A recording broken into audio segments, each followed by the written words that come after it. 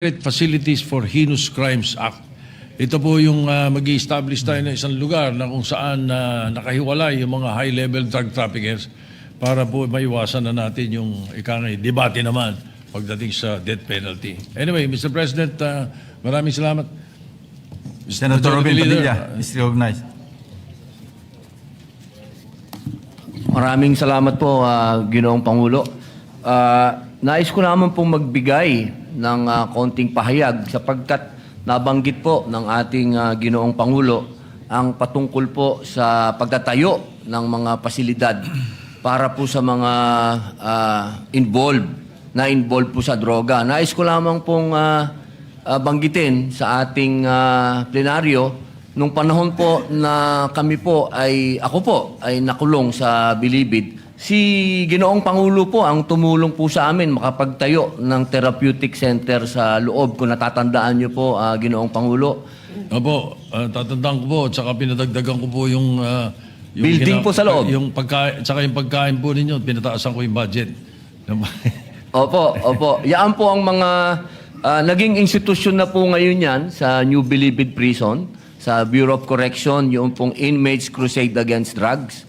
At ito po ay tinulungan po kami ni Ginoong Pangulo, Senator Vicente Soto III. Kaya isa pong malaking tulong po ito sa Bilibid sapagkat dito po ay naihiwalay po yung mga drug offenders doon po sa mga tinatawag po natin na mga kriminal.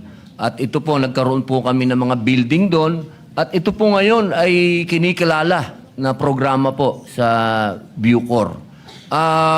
Meron lang po ako sana na mababanggit din po sana dito sa ngayon na dapat din po natin pong harapin.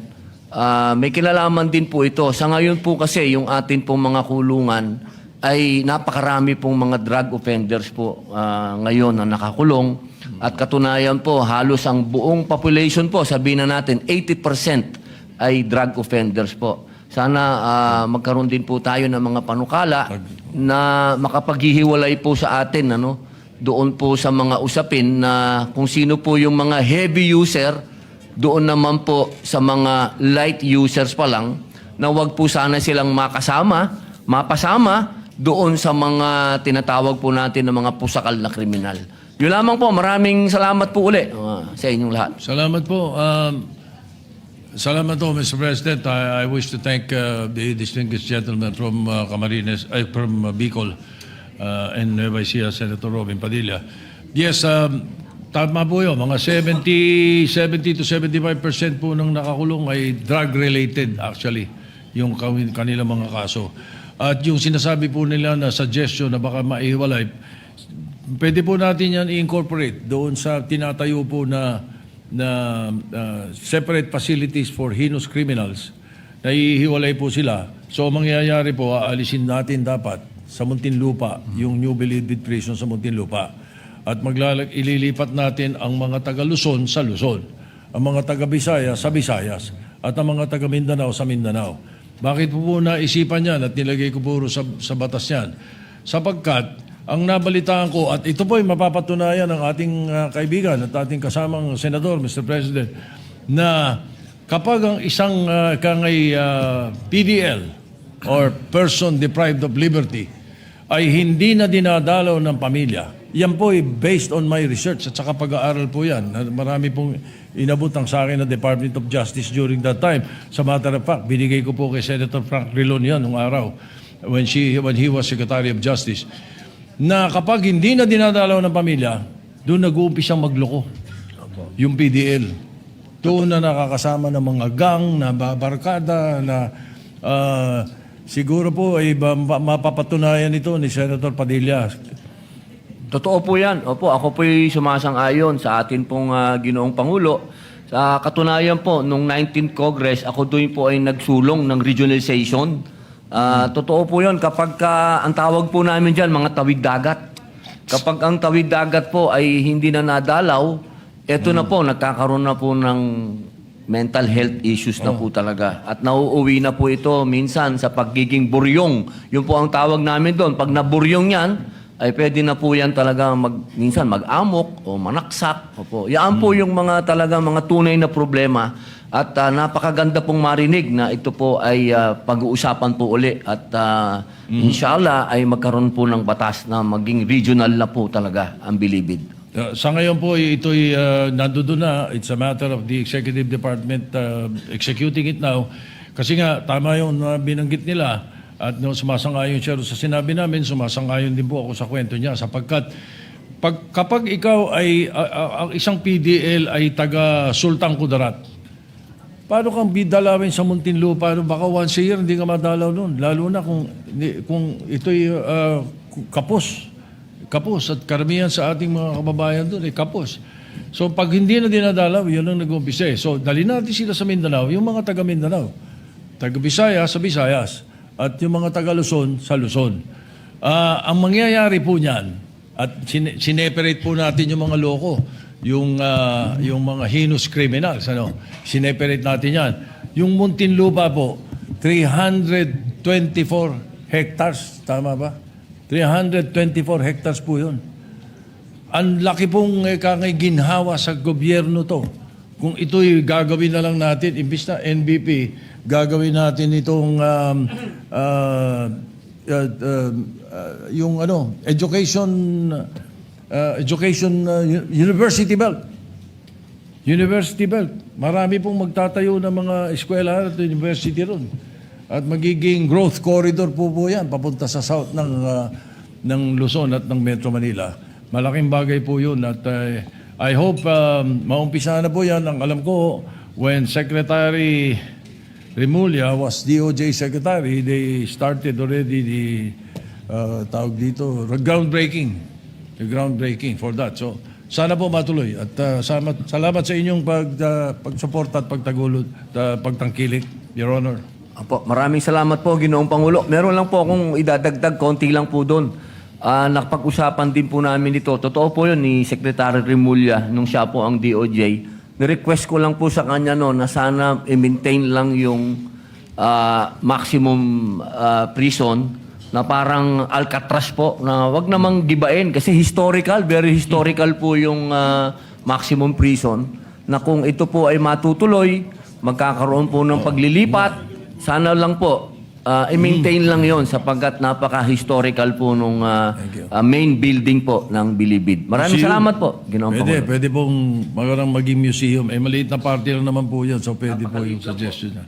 Thank you. And again, 11928 was co-authored by Senator Mig Subiri, Mr. President, just for the record.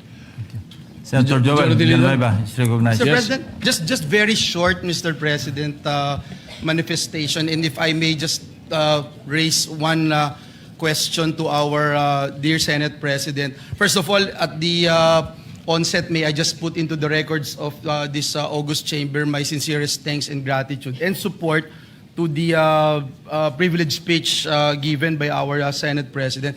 Just one thing that I'd like to raise that touched my heart is when the Senate President made mention not only about all this, the pressure, peer pressure, escape, availability, curiosity, and the last one was mentioned, yung emptiness, Mr. President.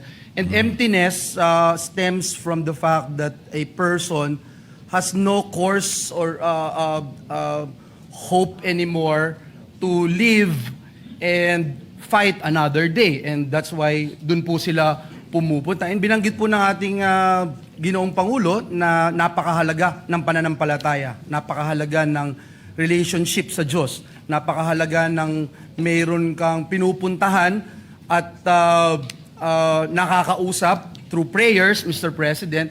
And I remember there was a time in the history of this country when we actually focus on moral recovery program wherein we involve religious groups, religious sectors. I have talked to so many people, Mr. President, and I don't know if our Senate President would agree with this representation. I have talked to so many people, and experts, etc., and our Senate President's been fighting this menace in our society for almost 40 years now. And they have been saying, Mr. President, maraming programa ang pumapalpak kahit na merong lugar, kahit mayroong building, kahit mayroong